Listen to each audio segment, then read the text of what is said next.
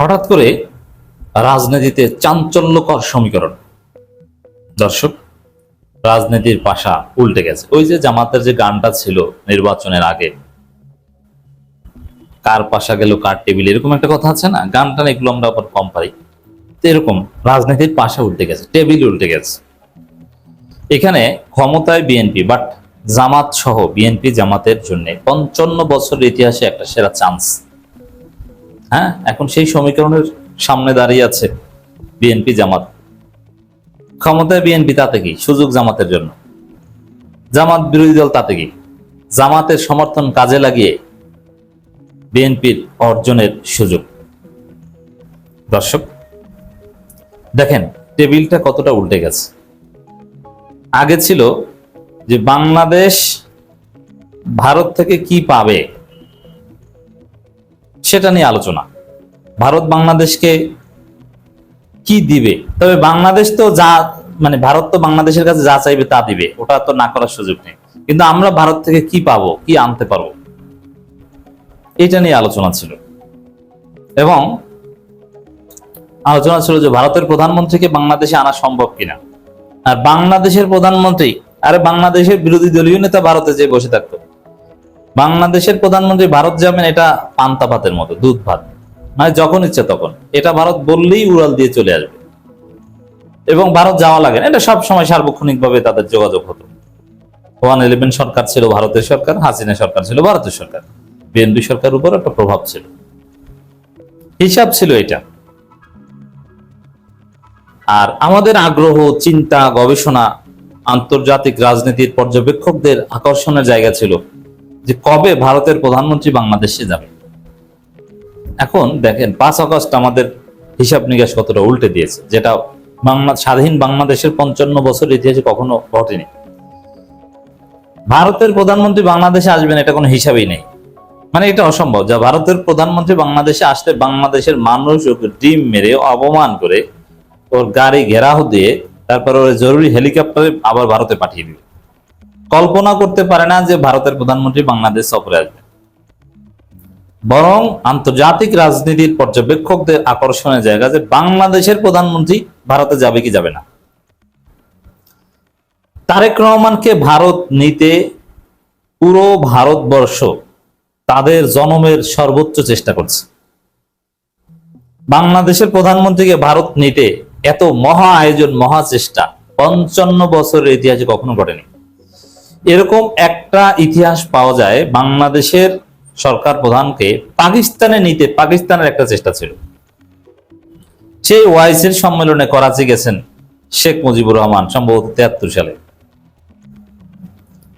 এটা নিয়ে অনেক বাধা ছিল, অনেক ব্যাপক আকর্ষণ ছিল। অনেকে বলছে না না, পাকিস্তানের সাথে যুদ্ধ হয়েছে, সে পাকিস্তানে যাবে শেখ মুজিবুর রহমান, যে শেখ মুজিবুর রহমানকে পাকিস্তান আটকে রেখেছিল। কিন্তু না, শেখ মুজিবুর রহমান পাকিস্তান গিয়েছিলেন। তো বাংলাদেশের প্রধানমন্ত্রী কোনো একটা দেশে যাবে এবং ওই দেশ নিতে পারবে সম্পর্ক স্বাভাবিকীকরণের জন্য, এরকম একমাত্র আকর্ষণ তৈরি হয়েছিল 73 সালে শেখ মুজিবকে পাকিস্তানে নিতে, ওআইসি সম্মেলন। শেখ মুজিব গেছিলেন, ওটা স্বার্থে গেছিলেন, কারণ যাওয়া ছাড়া কোনো উপায় ছিল না। অনেকে ইসলামী দৃষ্টিকোণ থেকে দেখে যে ওআইসি সম্মেলনে গেছেন ভারতের আপত্তি উপেক্ষা করে, অমুক তমুক। আসলে এগুলো কিছু না। পাকিস্তানে না গেলে শেখ মুজিব সরকার ক্ষমতায় থাকতে পারতো না, কারণ তেল গ্যাস কেনার টাকা ছিল না। এখন লোন দেবে আইডিবি, আর আইডিবির লোন পেতে হলে ওআইসির মেম্বার হতে হবে, আর ওআইসির মেম্বার পেতে হলে পাকিস্তানের অনুমোদন লাগবে এবং করাচি যাওয়া লাগবে। বাঁচার জন্য শেখ মুজিবুর রহমান পাকিস্তান যেতে বাধ্য হচ্ছে। এই আলোচনা কেউ আনে না, হোয়াটএভার, এটা অন্য আলোচনা। বাংলাদেশের প্রধানমন্ত্রীকে কোথাও নিতে বা যাওয়া নিয়ে আগ্রহ একমাত্র ওই সময় তৈরি হয়েছিল। আর এবার তারেক রহমানের যাওয়া নিয়ে, তারেক রহমানের ভারত সফর নিয়ে ব্যাপক আগ্রহ, এবং ভারত চেষ্টা করছে। খেলা কতটা উল্টে গেছে দেখেন। ভারত এত সিরিয়াসলি চেষ্টা করেছে কখনো বাংলাদেশের কোনো প্রধানমন্ত্রীকে তাদের দেশে নেওয়ার জন্য? অনেক সময় দেখেন না, সাপোজ কোন গরিব আত্মীয়, তাদের মধ্যে যদি একজন থাকে অনেক বড় আত্মীয়, বড় মাপের, 1000 কোটি টাকার মালিক বা প্রভাবশালী, এখন ওই গরিব আত্মীয়ের একটা স্বপ্ন থাকে যে আমার বাসায় যদি একদিন আসতো, আমার আত্মীয় ঠিক আছে, এক বেলা যদি একটু খেত কি যে ভালো লাগতো, এবং মানুষকে বলতে পারতাম যে না, আমার বাসায় আসছিল আমার আত্মীয়। অধীর আগ্রহ অপেক্ষা করে, বলতেও সাহস পায় না যে আমার বাসায় একদিন যাবেন আত্মীয়। এরকম হয় মাঝে মাঝে, আমি নিজে দেখেছি। অবশ্য যারা একটু ধনী বা এরকম প্রভাবশালী, সুযোগ পেলে গরিব আত্মীয় স্বজনের বাসায় যাওয়া দরকার, যাবেন। ও সিগমা নাফসি হোয়াটএভার। এখানে সেই তারেক রহমান এখন সেই ধনী আত্মীয়ের মতো। তারেক রহমান প্রভাবশালী, বহুল প্রত্যাশিত। এখন তারেক রহমানকে নেয়ার জন্য ভারত উদ্গ্রীব হয়ে আছে। এবং দেখেন আরো কতদূর অগ্রগতি হয়েছে, আমি আরো কিছু জিনিস দেখাবো এই আলোচনা। হিসাবটা কি? ভারত এখন সুর চেঞ্জ করেছে যে রেসিপ্রোকাল সম্পর্ক হবে। এর মানে পারস্পরিক শ্রদ্ধা আদান প্রদানের ভিত্তিতে হবে।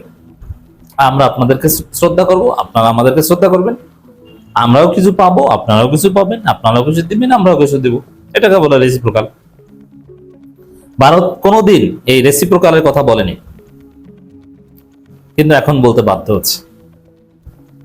এটা 55 বছরের ইতিহাসে ফর দি ফার্স্ট টাইম। এবং বাংলাদেশ থেকে শর্ত তো দেওয়া হয়েছেই, আবার বিএনপি নেতা রুহুল কবির রিজভী বলছেন শর্ত ছাড়া ভারত আমন্ত্রণ জানালে স্বাগত জানাবে বাংলাদেশ। এর মানে ভারতকে গুনেই না। যে কতদূর গিয়েছে বিএনপি দেখেন, যে স্বার্থ, অবশ্যই এখানে স্বার্থ তো থাকবেই, ভারতের স্বার্থ তো থাকতেই হবে। স্বার্থ ছাড়া ফরেন পলিসিতে কোনো রিলেশনস হয় না। কিন্তু তারপরও বিএনপি নেতা রুহুল কবির রিজভী বলছেন শর্ত ছাড়া ভারত আমন্ত্রণ জানালে স্বাগত জানাবে বাংলাদেশ। যেখানে বাংলাদেশ শর্ত দিচ্ছে যাওয়ার, সেখানে ভারত কোনো শর্ত দিতে পারবে না। বাংলাদেশ কতটা ড্রাইভিং সিটে আছে দেখছেন। এবং বলছে স্বার্থের জন্য, বিশেষ কোনো লোভে দিলে হবে না, জাস্ট বন্ধুত্বপূর্ণ সম্পর্কের জন্য। যে বাংলাদেশকে ডেকে তোমরা এই করবা সেই করবা এটা চাপিয়ে দিবা, না, কোনো ফাজলামি চলবে না। তো বাংলাদেশ এই অবস্থানে আসতে পেরেছে, আশা করি এই অবস্থানের উপর ইস্তেকামাত থাকবে। তো এটা জামাত বিএনপির জন্য একটা সুযোগ। এখন ভারতের ভেতর থেকে এটা মনে করা হচ্ছে যে তারেক রহমানের এই কঠোরতা বা সফরে না আসে, এর পেছনে জামাতের অবদান আছে, জামাত চাপ দিয়ে এটা করছে। তো জামাতের প্রতি যে বৈষম্যমূলক আচরণ বা আওয়ামী প্রীতি, বাংলাদেশের উপর ভারতের হেজিমনি চাপিয়ে দেয়া, এই বিষয়গুলো বিএনপি জামাত এখন সমাধান করে ফেলতে পারে। যে জামাত বাংলাদেশের রাজনীতিবিদ, তাদের নিয়ে নাক ছিটকাতে পারবে না। বাংলাদেশে কে ক্ষমতায় না, এটা নিয়ে তোমাদের কোনো কথা নেই। জামাত থাকলে ওয়েলকাম, বিএনপি থাকলে ওয়েলকাম। তো এগুলো সব দফা রফা ভারত এমন ভাবে ওই লোহা গরম দিয়ে এমন ভাবে নরম করা হয়েছে, এখন অনেক কিছুই তাদের মাধ্যমে মানানো সম্ভব হবে।